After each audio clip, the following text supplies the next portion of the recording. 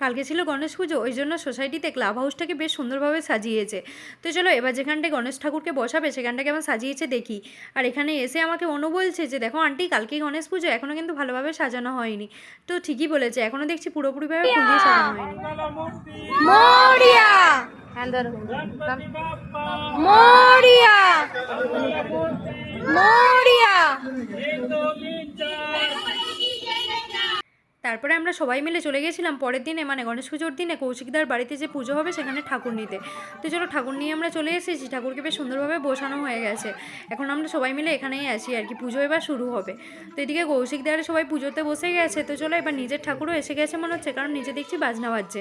তো চলো এবার নিচে যাই, গিয়ে দেখি নিচের ঠাকুরটা কেমন হয়েছে।